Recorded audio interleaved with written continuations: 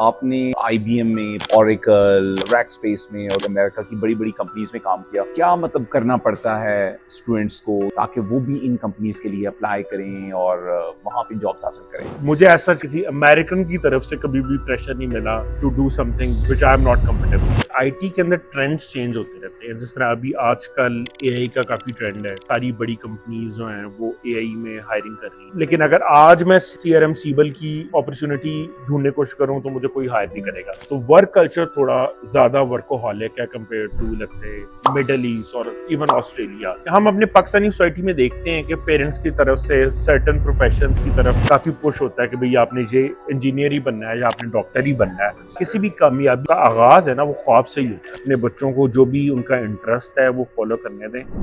अस्सलाम वालेकुम, मेरा नाम वसीम हैदर है और आज मेरे साथ एक बहुत ही ख़ास मेहमान हैं। आप जो हैं बाय प्रोफेशन कंप्यूटर साइंटिस्ट हैं।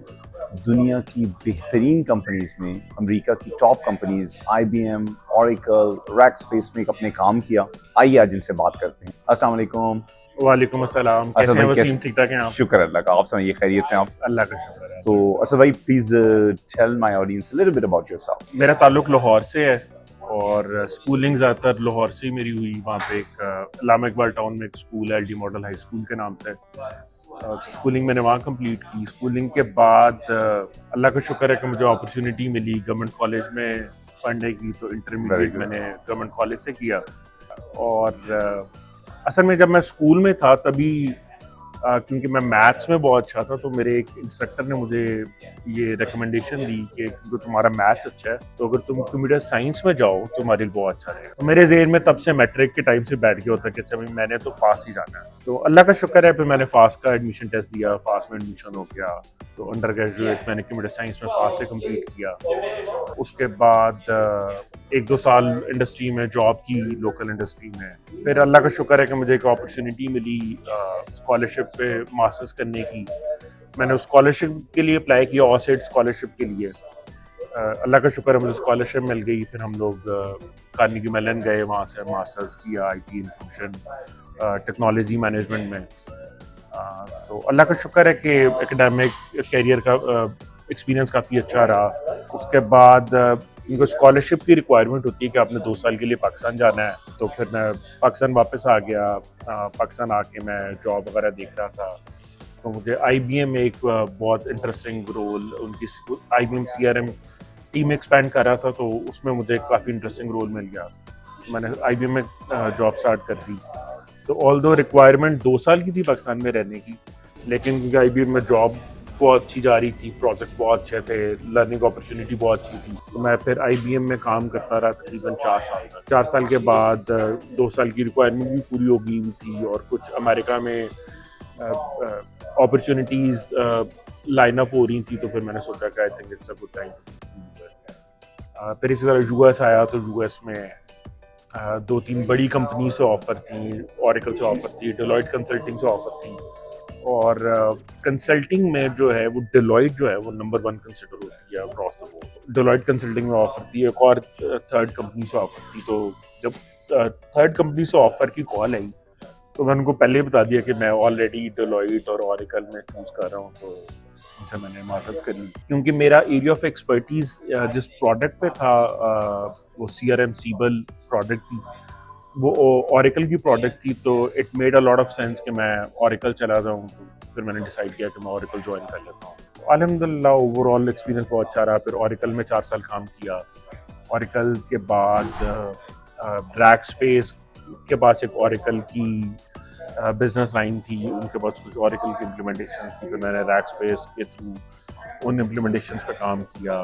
वो भी ओवरऑल लार्ज स्केल प्रोजेक्ट से बहुत अच्छा एक्सपीरियंस रहा, बहुत ज़्यादा अच्छी लर्निंग अपॉर्चुनिटीज़ थी। अभी रिसेंटली मैं जिन प्रोजेक्ट पे काम कर रहा हूँ स्पेक्ट्रम मोबाइल के लिए, which is like one of the leading telecoms in US, specially मैं उनके जो एंटरप्राइज क्लाइंट्स हैं मैं उनके प्रोजेक्ट्स मैनेज कर रहा हूँ। तो जो 2 प्रोग्राम्स मैंने ऑलरेडी डिलीवर किए हैं स्पेक्ट्रम मोबाइल के लिए, उनका दोनों का सोशल इम्पैक्ट बहुत बड़ा है। एक यूएस गवर्नमेंट ने 988 सुसाइड प्रिवेंशन हेल्पलाइन लॉन्च की है, उसका एक प्रोग्राम था जो मैंने लॉन्च किया है स्पेक्ट्रम मोबाइल में। और जो दूसरा मेरा प्रोजेक्ट है वो 911 जो हेल्पलाइन है उसकी एक्सटेंशन है। तो मेरा ख्याल अगर हमें मौका मिलेगा इंटरव्यू में लेटर ऑन तो हम उसमें और डिटेल में बात करेंगे। अच्छा, गवर्नमेंट कॉलेज लाहौर पाकिस्तान का एक बहुत ही ज़बरदस्त किस्म का इंस्टीट्यूशन है। हम तो शुरू में पढ़ा करते थे कि भाई इनामा इकबाल भी जो है ना वो गवर्नमेंट कॉलेज लाहौर से पढ़े। तो क्या मतलब कैसा रहा एक्सपीरियंस, कैसे ख्याल है कि वहाँ जाना चाहिए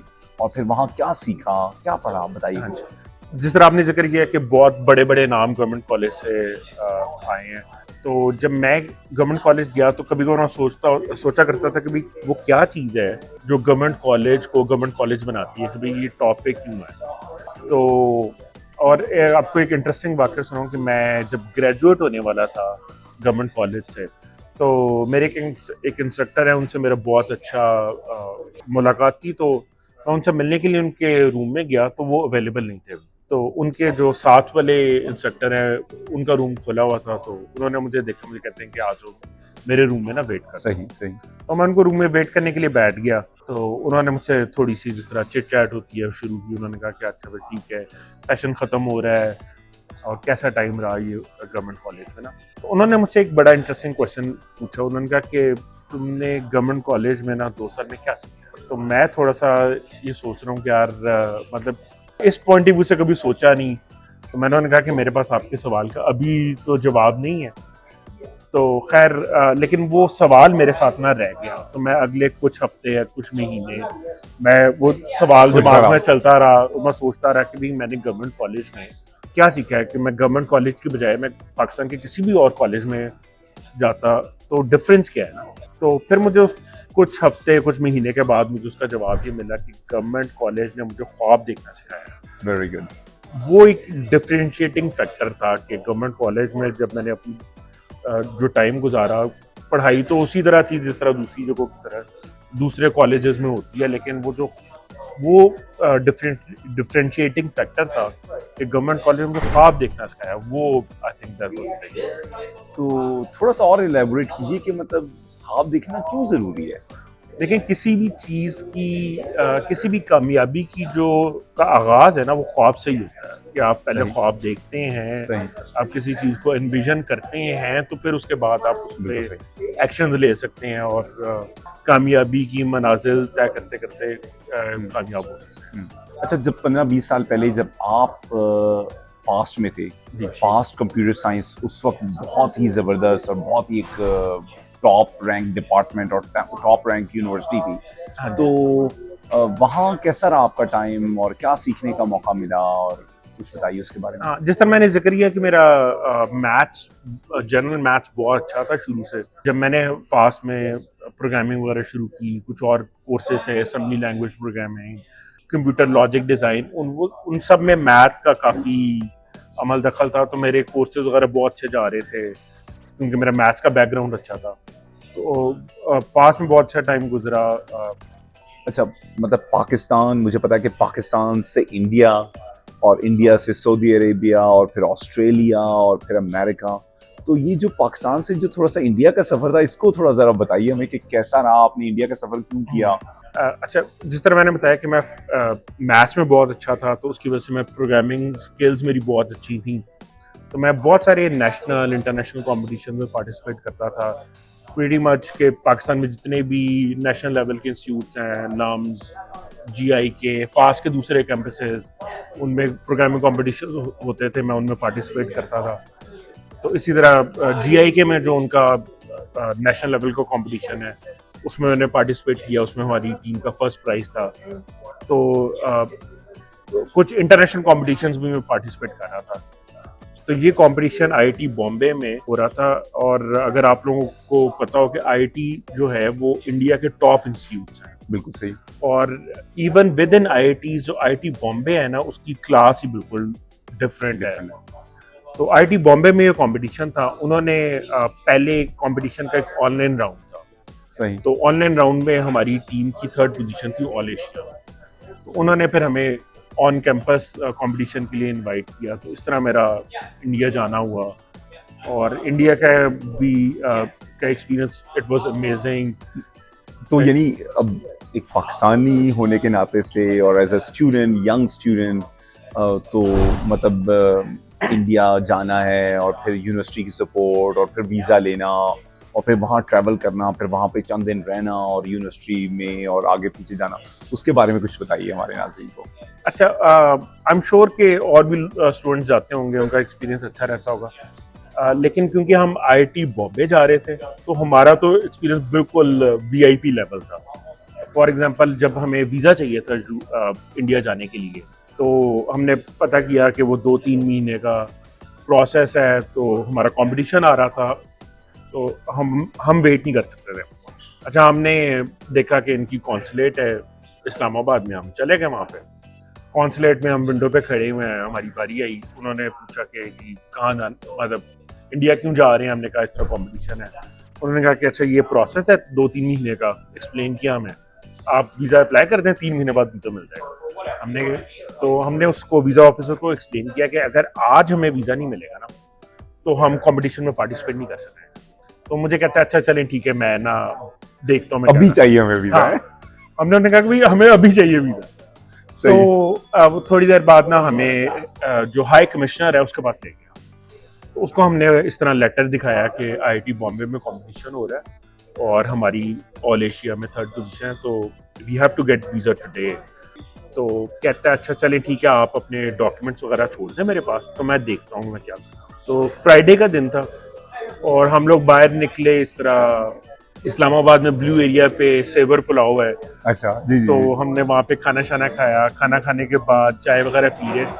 तो अभी हम चाय पी रहे थे तो कॉल आ गई, कह रहे हैं आप एम्बेसी वापस आए। तो हम इंडियन कॉन्सुलेट वापस आ गए। हाँ, इंडियन कॉन्सुलेट वापस आए। सही सही। अच्छा, हम लोग इंडियन कॉन्सुलेट वापस पहुंचे तो उसने कहा कि जी आपको मैंने वीज़ा अप्रूव कर दिया, लेकिन आपको पासपोर्ट क्योंकि स्टैंपिंग होनी है तो आपको मंडे को मिलेंगे, तो आपको मंडे को पासपोर्ट मिल जाएगा। हमने कहा लेकिन वो क्योंकि जब आप बाय बस ट्रेवल करते हैं तो आपको बस की बुकिंग तब तक नहीं मिलती जब तक आप उन्हें वीज़ा स्टैम्प ना दिखाएं। तो हमने कहा कि वो हमें बस टिकट इशू नहीं करेंगे। तो कहता है कि आप इसकी फिक्र ना करें, मैं बस कंपनी को फ़ोन कर रहा हूँ, वो आपको टिकट इशू कर देंगे, आप टिकट करवा लें और पासपोर्ट जो है ना आपको मंडे को मिल जाएगा। तो हमने इसी तरह प्रोटोकॉल फॉलो किया जो उसने हमें समझाया था। हमने कॉल की, उन्हें बताया कि इस तरह हाई कमीशन ने हमें कहा कि आप ले लें। तो वो कहते हैं हमें कॉल आ गई, उन्होंने हमारी टिकट इशू कर दी। मंडे को हमें पासपोर्ट मिल गया। 2-3 दिन बाद हम बस में बैठे हुए इंडिया जा रहे हैं। तो कैसा रहा वहाँ पे आईआईटी बॉम्बे में एक्सपीरियंस, या ओवरऑल इंडिया में कैसा एक्सपीरियंस रहा आपका? इंडिया में एक्सपीरियंस बहुत ज़बरदस्त रहा। खाने बहुत मज़े के हैं। हम तकरीबन 1 वीक दिल्ली में स्पेंड किया, 1 वीक हम बॉम्बे में थे। The food was just amazing like all over. और उसके अलावा सोशल एक्सपीरियंसेस बहुत अच्छे रहे। फॉर एग्जांपल, अगर किसी को भी हम मुलाकाती पूछेंगे कहाँ से आ रहे हैं, कहाँ जा रहे हैं, कहाँ पे रुके हुए हैं, तो हमने बताया कि हम पाकिस्तान से आए हैं, आईआईटी बॉम्बे में कंपटीशन है। तो वो जैसे ही आईआईटी बॉम्बे कहते हैं उनके कान खड़े हो जाते हैं कि भाई ये they must be like very smart people के आईआईटी बॉम्बे में कंपटीशन के लिए आए हुए हैं। तो अल्हम्दुलिल्लाह बहुत अच्छा एक्सपीरियंस रहा। बहुत ज़्यादा लोगों ने मेहमान नवाजी की, बहुत अच्छी तरह मिले। सही। It was very good. अच्छा, तो अब बैचलर्स आपका कंप्लीट हो चुका है फास्ट से, आपने कैप भी कार्नेगी मेलन की पहनी हुई है। It's also one of the top rank university in America. तो कार्नेगी मेलन के सफर के बारे में थोड़ा सा बताइए कि कैसे हुआ एडमिशन और स्कॉलरशिप और सब कुछ। तो फास्ट से ग्रेजुएट करने के बाद मैं इंडस्ट्री में, लोकल इंडस्ट्री में जॉब कर रहा था। अल्हम्दुलिल्लाह जॉब काफ़ी अच्छी थी एज अ सॉफ्टवेयर इंजीनियर। तो मेरा एज सच कोई आगे अभी पढ़ने का प्लान नहीं था। तो मैंने उन दिनों में मोबिलिंग का आईटी डिपार्टमेंट ज्वाइन किया। तो मेरे साथ एक और मेरा एक दोस्त है अब बहुत सालों से, तो हम लोगों ने मोबिलिंग सेम डे ज्वाइन किया। सही। तो उससे काफ़ी ज़्यादा, मतलब क्योंकि हम दोनों लाइक सेम टीम में थे, सेम डे ज्वाइनिंग हुई, तो हमारे सारे प्रोसेसेस जो है लैपटॉप की असाइनमेंट, इंस्टॉलेशन, वो सारी इकट्ठी चल रही है। तो बहुत ज़्यादा टाइम उसके साथ मेरा गुजरता था। तो उसने मुझे एक दिन कहा कि तुम ना आगे मास्टर्स पढ़ने के लिए ना प्लान करो। तो मैंने कहा कि मैं I think I am very happy in life, कि मुझे अभी आगे नहीं पढ़ना। उसने मुझे कहा कि अच्छा एक स्कॉलरशिप अपॉर्चुनिटी है, उसके बारे में तो मैं बताता हूँ। तो वो तुम्हें डेफिनेटली ना अच्छी लगी। तो उसने मुझे स्कॉलरशिप, ऑसेट स्कॉलरशिप के बारे में बताना शुरू किया। तो थोड़े अरसे में थोड़ा ना मेरा ज़हन बन गया कि ठीक है यार, स्कॉलरशिप अच्छी है, फंडिंग भी मिल जाएगी, आपने खुद कुछ पे नहीं करना, फिर मतलब यूजुअली आपको बहुत अच्छी यूनिवर्सिटीज़ में प्लेसमेंट मिल जाती है। तो मैंने थोड़ा सा ज़हन बना लिया कि भाई ठीक है, जो है ना, मैं इसमें स्कॉलरशिप में अप्लाई। लेकिन वो बाय द टाइम थोड़ा ज़हन बना तो वो बिल्कुल डेडलाइन करीब आ गई हुई थी। ऐसा हुआ कि बल्कि मैंने एप्लीकेशन स्टार्ट की तो दरमियान में वो फिर जो है वो मैंने उसको फॉलो थ्रू करना छोड़ दिया। तो और क्योंकि डेडलाइन करीब थी तो वो डेडलाइन गुजर गई। मैंने दोस्त से डिस्कस किया कि मैं इंशाल्लाह अगले साल अप्लाई करूँगा, तो तुम लोग इस साल जाओ, तो मुझे पता भी चल जाएगा कि तुम लोगों का एक्सपीरियंस कैसा रहा है, और मैं इंशाल्लाह अगले साल ना सेम प्रोग्राम में अप्लाई करूँगा। तो डेडलाइन गुजरने के 1-2 दिन के बाद मुझे कार्नेगी मेलन से ईमेल आती है कि हमने देखा है कि आपने एप्लीकेशन स्टार्ट की हुई है, लेकिन आपने एप्लीकेशन फिनिश नहीं की। तो और साथ ही साथ लिखा हुआ है कि अगर आप इंटरेस्टेड हैं तो we can extend the deadline और आप एप्लीकेशन कंप्लीट करें। तो मैंने कहा अच्छा ठीक है, अब ये तो ज़रा जो है वो अल्लाह ताला एक आपको रास्ता दिखा रहा है कि भाई ठीक है, आप इस साल ही अप्लाई कर सकते हैं। मैंने फटाफट एप्लीकेशन कंप्लीट की, जीआरई की जो भी अर्लीस्ट पॉसिबल टेस्ट डेट मिल रही थी वो बुक की, और मैं सोच रहा हूँ आइल्स था, आइल्स की इसी तरह जो भी अर्लीस्ट पॉसिबल डेट थी वो बुक की, और एप्लीकेशन कंप्लीट करके सबमिट कर दी। तो अल्लाह का शुक्र है कि वो तैयारी थोड़ी सी लिमिटेड की, लेकिन ये है कि क्योंकि मैथ्स पहले से बहुत अच्छा था तो बहुत थोड़े टाइम में तैयारी होगी और स्कोर भी बहुत अच्छा आ गया।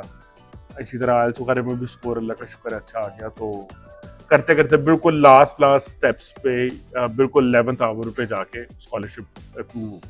इट वाज वेरी एक्साइटिंग क्योंकि मेरे बाकी सारे दोस्तों की स्कॉलरशिप्स हो चुकी हुई थी, एडमिशन कंप्लीट हो चुके हुए थे। तो I was like literally on the 11th hour जो है ना हर चीज़ कंप्लीट हो गई। अल्लाह का शुक्र है। Very good. तो ऑस्ट्रेलिया में कैसे रहा, क्योंकि आप कार्नेगी मेलन के जो ऑस्ट्रेलिया में कैंपस है वहाँ पे गए शुरू में हाँ पढ़ने के लिए, तो वहाँ कैसा रहा एक्सपीरियंस ऑस्ट्रेलिया का ओवरऑल?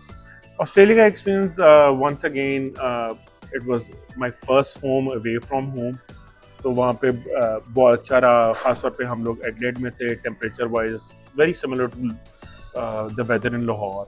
गर्मियों में जिस तरह लाहौर में होता है कि टेम्परेचर लेट्स से 40s में चला जाता है एडिलेड में, और ज़रा अर्ली 40s में रहता है। सर्दियों में temperature may be like single digit में चला जाता है। तो वेदर वाइज बहुत अच्छा था।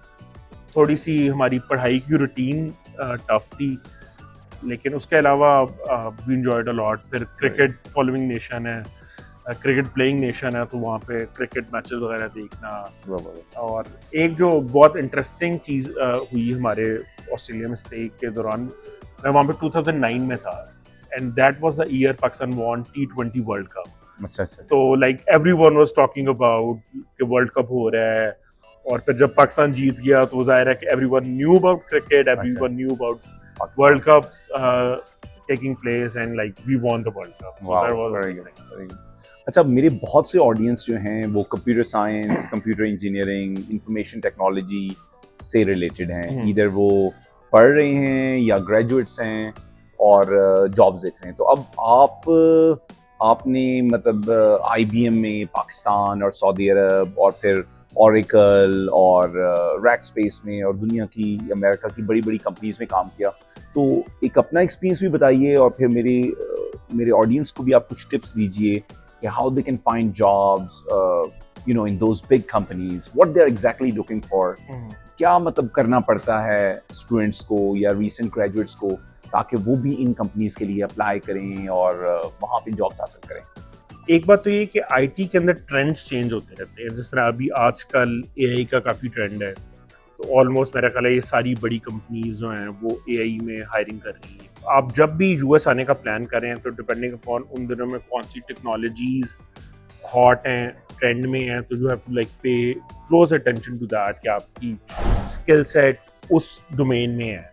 फॉर एग्जांपल, जिस तरह मैंने जिक्र किया कि मैं एक प्रोडक्ट का सब्जेक्ट मैटर एक्सपर्ट था सीबल का, और at that time Siebel was the leading product in the CRM domain.